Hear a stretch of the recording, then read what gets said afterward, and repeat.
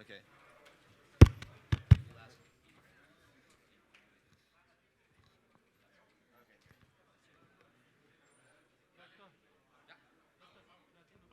Buenas tardes a todos, es un honor para nosotros compartir este espacio con ustedes. Eh, ok, me acompaña todo el equipo técnico, comercial y de mercadeo de envíos. Para nosotros es un placer participar de estas actividades académicas. Es un ADN que compartimos tanto en envíos como en NewClip. Un agradecimiento muy especial a los expertos que nos acompañan el día de hoy, el doctor John Byron Alzate, el doctor Felipe Fernández del Hospital Pablo Tobón Uribe, el doctor Rubén Guzmán de la Clínica del Rosario y el doctor Romain Letard, que muy amablemente nos acompañan desde Francia a compartir su conocimiento y experiencia. Esperamos próximamente todos puedan conocer nuestras facilidades en Francia y los invitamos ahora a compartir de este simposio y taller que posteriormente tendremos en la parte de atrás. Muchas gracias a todos.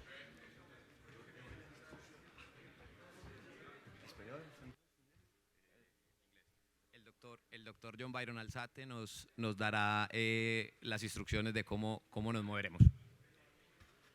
Buenas tardes. Bueno, lo que queremos es que sea algo muy interactivo, básicamente sobre trucos y consejos acerca de las osteotomías de fémur distal, cuña de apertura y cuña de cierre, tibia proximal, cuña de apertura y osteotomía con ligamento cruzado anterior. El doctor Letarte nos va a dar una conferencia corta acerca de cuáles son los consejos para estas osteotomías y después vamos a tener un taller demostrativo. Hay dos mesas, una de tibia y una de fémur, donde vamos a demostrar cómo es la técnica de las osteotomías y obviamente queremos que todo el mundo participe.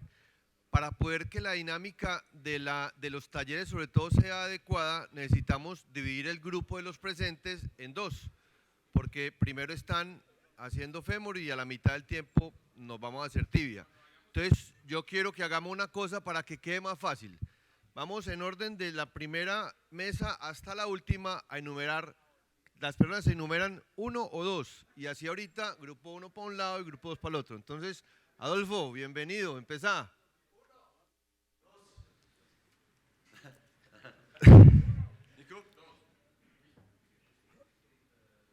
David. 1.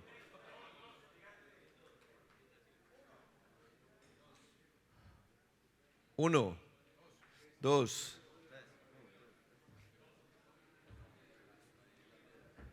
2, 1, 2, 1, 2, 1, Pipe, 2, 1, 2, 2, 1, 1, 2,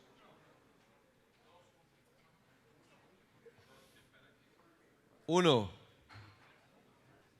2, 1, 2, 1.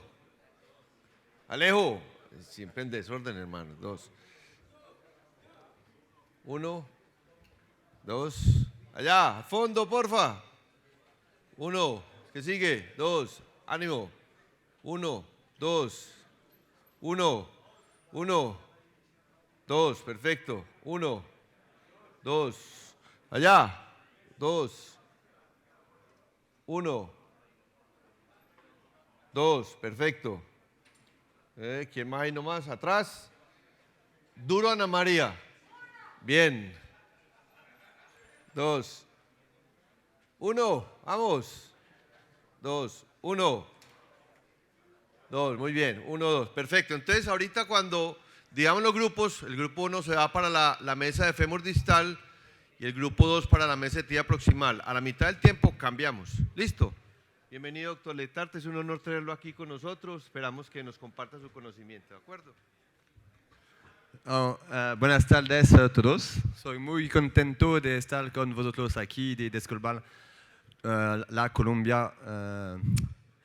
Quiero remerciar the ACCART Committee para la invitation, pero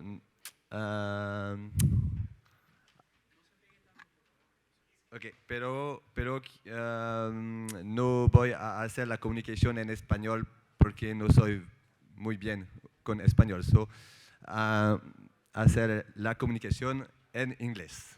Discúlpame. I'm going to talk to you about the knee osteotomy, about indication and technique. It's a short presentation because I will talk to this osteotomy after in doing this congress. So the first thing I want to tell to you is you just have to think that there is not just a hip knee ankle. There are other ankle, and in the hip knee ankle you have two bones, the femur and the tibia. And the first angle I want to talk to you is the MLDFR, which means mechanical lateral distal femoral angle. It's an angle between the tangent and the femoral condyle and the mechanical axis of the femur. The normal measure of the MLDFR is 87 degrees. It's a measure on the lateral part of the femur. And the second angle which you have to know is the MPTR, medial proximal tibial angle. It's the angle between the tangent of the tibial plateau and the mechanical axial of the tibia. And the medial, the measure of the MPTR is the same of the MLDFR. It's 87 degrees, so it's quite easy to know them. So you have to do what I want to say to you also is you have to correct the deformity. Where is it? You can correct it on the tibial, and you will make an high tibial osteotomy. You can correct it on the femur to make a distal femoral osteotomy, and you can make a double level osteotomy on the femur and on the tibial. So we don't have something wrong. Okay. I see the presentation, but maybe escape. No, but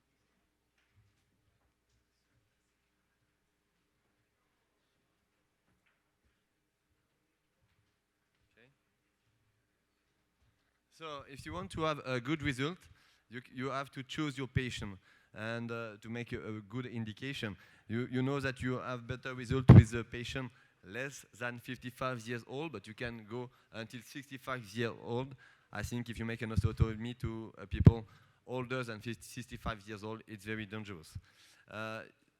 One other thing very important is the deformity has to be extra-articular. You don't, if the deformity is only intra-articular, you will have a bad result.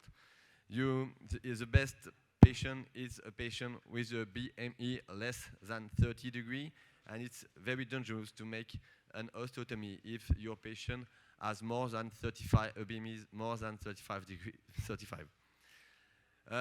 If you make a little correction, you will have maybe a bad result. It's better to make a correction of more than 8 degrees if you want to have a good result. And the last point, and not the least, is it's better to have a patient with a little arthrosis, Albach 1 or 2, but not Albach 3. Albach 3 is when the two bones is connecting together. And after the patient, after the indication, it's the surgery. If you want to have a good vision, you have to make a good surgery. And it's this operation need to be very accurate. And it's why PSC may be interesting in this type of operation. The objective of the HKA when it's a varus knee is to have an HKA between 181 and 183.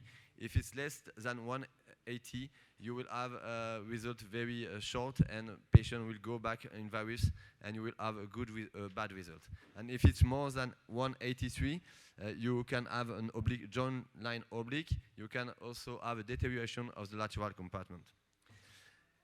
Very, very important, take care of the hinge. If you cut the hinge, you will have more pseudarthrosis and more problems. So very important to take care of the hinge. And the best is to use locking screw plate. It's more solid, and it will permit the patient to have an early weight bearing and early mobilization. And you know that more quickly they walk, less you will have phlebitis, less you will have loss of a muscle. So what is PSE? Because I have to talk about this. PSE is personalized instrumentation. You have to do a CT scan before to make accurate bone measure. It's very important to make accurate bone measure. So here it's one patient I have operate soon. You see the HKA, which is very precise on the CT scan, and they give us the angle of the MLDFR. On this case, you don't see very well, but it's 90 degrees, 19.9 degrees, and they show also the MPTA, which is 84 degrees. So in this case, you have a little varus of the femur and a big varus on the tibia. It can also give us the tibial slope. So if you want to correct the tibial slope, it can be interesting if you have to correct, if you operate someone who have an ACL deficiency with a big tibial slope.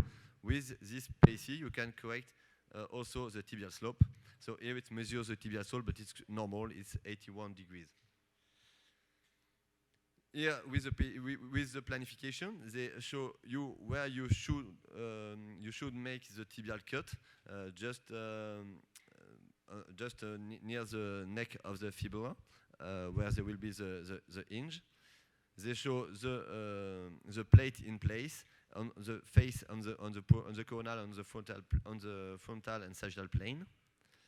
And they also give you the length of the vis of the screw you will make of the screw. So for each screw, they give you the length, but you can change during the operation. What is here is the laboratory, the industry will give you this proposition, but you can change it. You can change the cut if you want to make higher or lower. You can change the coronal correction. If you want to make more varus or more valgus, you can change the tibial slope, and you can change the position of the plate. So it's you who decide at the end what you want to do. So here it was for the indication. Then I will show you a little case, and you will take me what you do. So here it's a case, recent case. You see you have an HKA of 167, so it's 13 degrees of varus. You have an MPTR of 82 degrees, and LDFR of 95 degrees, and the joint line collapse angle. It's the line between the tangent of the condyle femoral and tangent of the plateau tibial, which is near 0. So in this case, what could you do? What if can the surgeon who make an HTO can put their hand on HTO? Itibial osteotomy. Who make an itibial osteotomy in this case? Can you just, okay, like half of the audience, and who make distal femoral osteotomy? 0%. So 2%, who make a double level osteotomy? Wow. Okay. Okay, so I think maybe 1/3 make excuse me? Well, I think one third doesn't know, 1/3 make a double level osteotomy, and half of the audience make an tibial osteotomy. In this case, I have make a double level osteotomy. Why a double level osteotomy? Because you have to correct the deformity. Where is it? I don't know if I make the good choice, but maybe it's not silly to make an tibial osteotomy only, but it's not more difficult with the PSC to make a distal femoral osteotomy. With the PSC, we make distal femoral osteotomy very more often, and it's really easier. So one other rule is you don't have after a knee osteotomy you have to have the MLDFR between 87 and 91, and it's the same for the MPTA.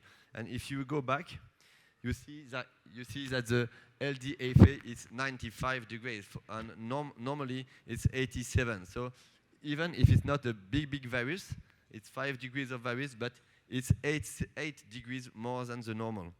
So I think it's good to correct on the two planes, on the femur and on the tibial.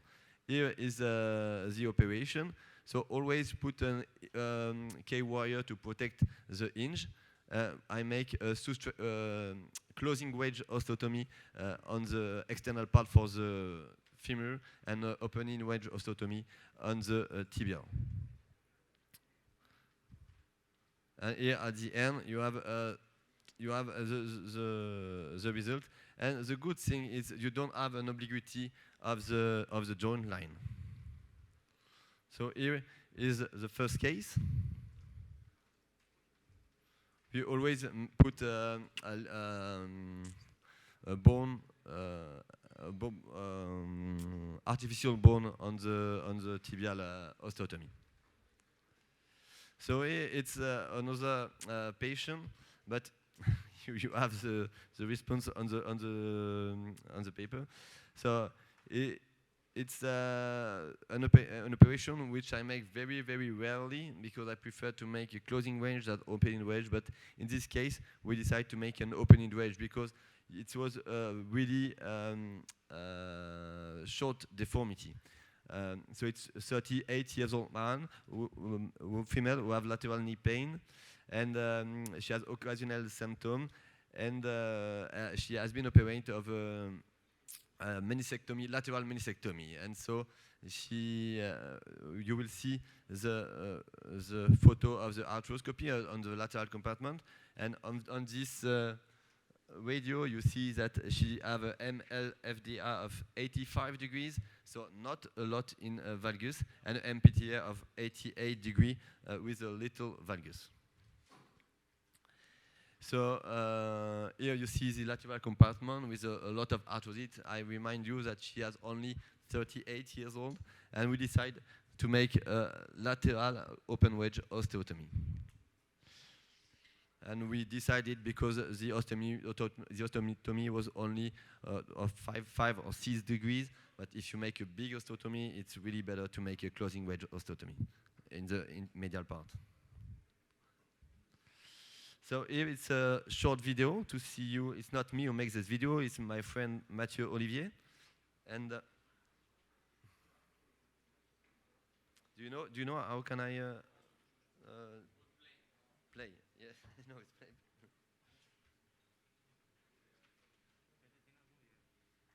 It's go.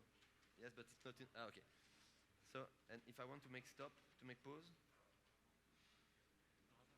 to make pause.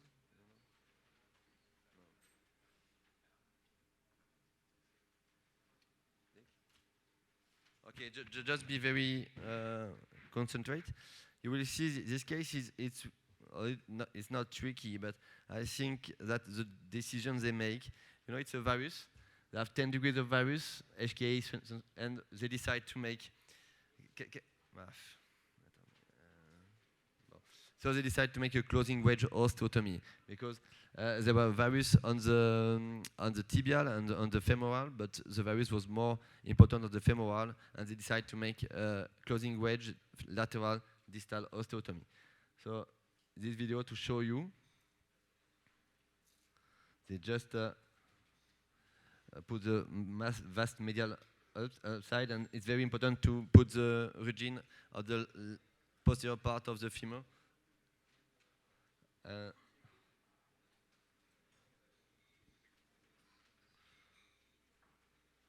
So it's good for the lunch to see this.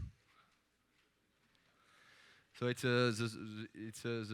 the plate, and before to cut, we put the plate on the bone to see where we have to put the wire.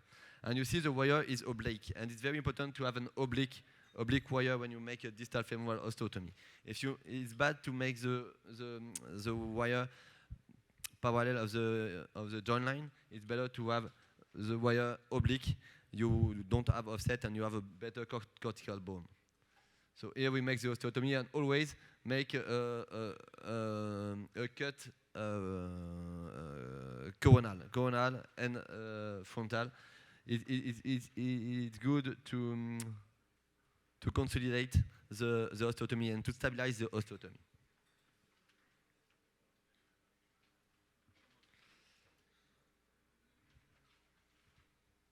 So you see, like an L. They make specific guide, and here they're very used to do the distal femoral osteotomy. But me, when I make this, I always use specific guide. It's very easy with the guide, the specific guide.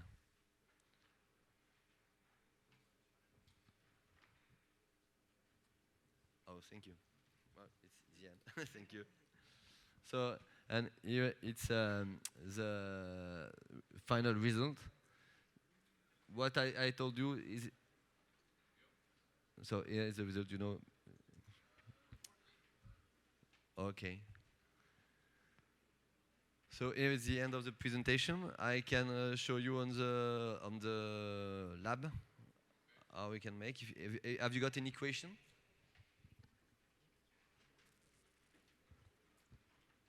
Okay. You're welcome. Muy bien, perfecto. Entonces en este momento vamos a empezar a los talleres demostrativos.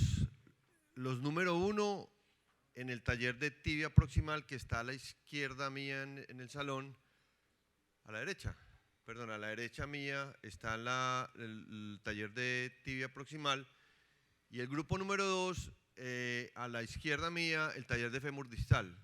Entonces ahí quiero que resolvamos las dudas que tengan acerca de la presentación. Entonces por favor pasen allá para que puedan ver los talleres. Gracias.